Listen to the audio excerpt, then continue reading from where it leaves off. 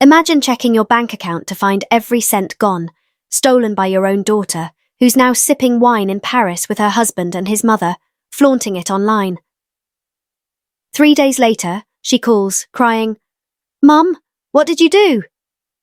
Stay for a story of betrayal, strength, and a mother's silent revenge. It'll grip your heart.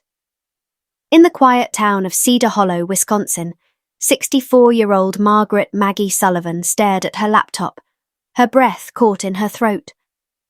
The screen glared back. Available balance, $0. Her hands, weathered from years of sewing for local boutiques, trembled not from age but from a gut-wrenching truth. Her life savings, $75,000, scraped together from decades of late-night stitching and skipped vacations, were gone. She was 64, widowed, and now penniless. She called First Cedar Bank. A robotic voice droned. Then a clerk confirmed her nightmare. Multiple wire transfers, all to an account under her daughter, Abigail Abby Larson, 32. "Ma'am, do you wish to report fraud?" the clerk asked, detached. Maggie hung up, her small farmhouse silent, except for the hum of a refrigerator and the distant chirp of crickets. Her neighbour, Helen, called the old landline. "Maggie, have you seen Abby's Instagram? She's in Paris with Derek and his mum, living like royalty." Maggie's heart sank. She opened her rarely used phone, found Abby's profile, and saw her daughter, the girl she'd raised alone after her husband's death, laughing in a Parisian cafe. Abby, in a $1,000 dress, clinked glasses with Derek, 34, and his mother, Lorraine, 60. The caption read, "Paris, our fresh start. We earned this."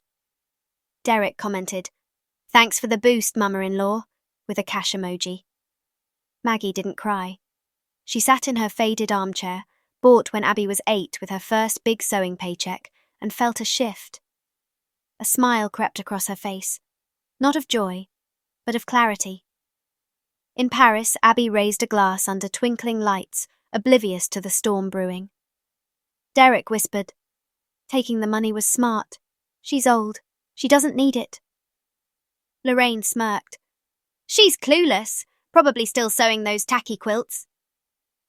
Abby stayed quiet, her eyes on the Eiffel Tower, but a flicker of unease stirred within her. Maggie's farmhouse felt heavier that night. Photos lined the mantel.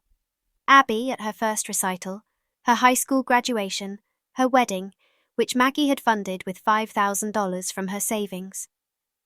At 19, Maggie sold her mother's heirloom necklace to cover Abby's dance lessons. At 25, she refinanced her home for Abby's college tuition. At 30, she paid for Derek's consulting startup, $10,000 down the drain. "Mum, you don't get our world," Abby would say, brushing off Maggie's concerns. "Derek and I have plans. You're in my heart. But I can't stay tied to you forever." A month ago, Maggie had driven to Abby's condo in Madison, carrying a homemade apple pie. She knocked, waited, and was met by the doorman. "Mrs. Sullivan, I'm sorry, but Miss Abby said no unannounced visits." Maggie's face burned. "Why?" The doorman shrugged. "They're rules, ma'am."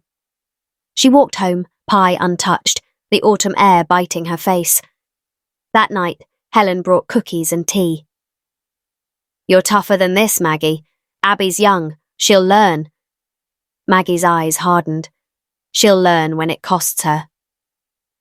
In Paris, Abby laughed with Derek, but overheard him on the phone. "It's done. The money's ours. We'll ditch her in Spain." Lorraine chuckled. "She's too naive to notice."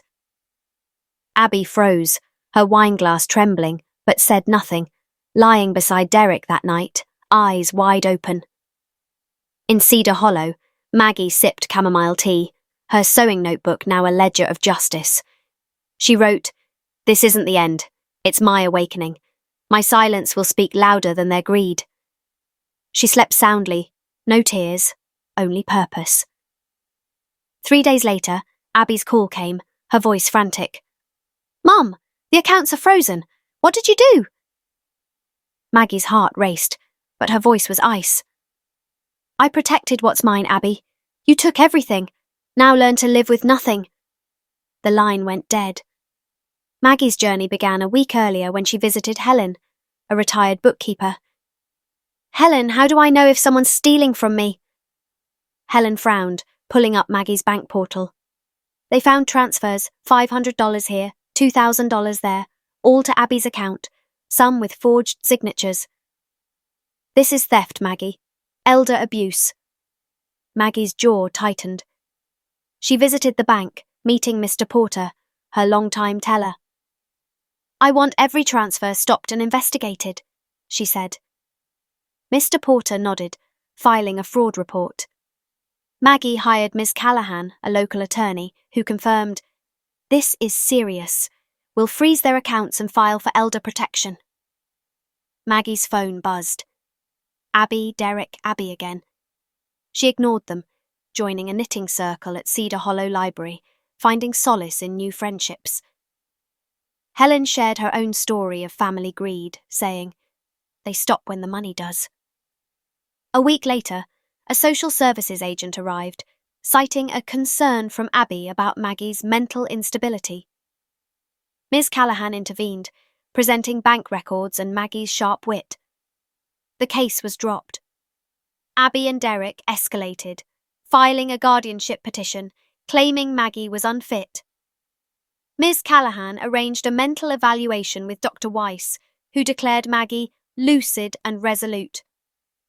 Helen and the knitting circle offered to testify. At the hearing, Maggie, 64, stood tall in an emerald dress. Abby's lawyer called her erratic, but Ms. Callahan countered with evidence, $75,000 in transfers, forged documents, and Abby's Paris posts. Maggie spoke.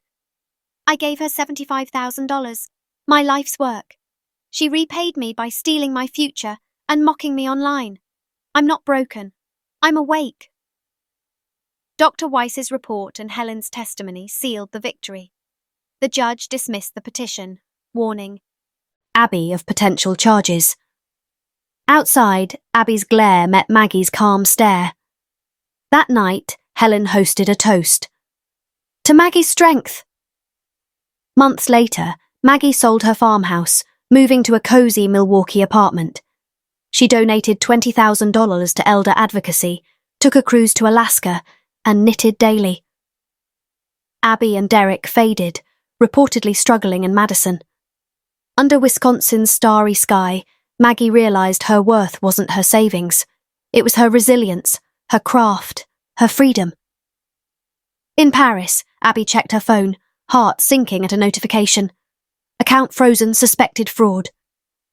Derek cursed, "Your mum did this." Lorraine sneered, "Useless girl." Abby called Maggie, sobbing, "Mum, please." Maggie's reply was steady, "You chose this. Now face it." She hung up, her silence sharper than any scream. Maggie's red notebook held her final entry. Abby, I gave you my world, but you sold it. My justice isn't hate, it's truth. Live with it. A viral X post captured Maggie's story, shared by a bank teller who overheard her resolve.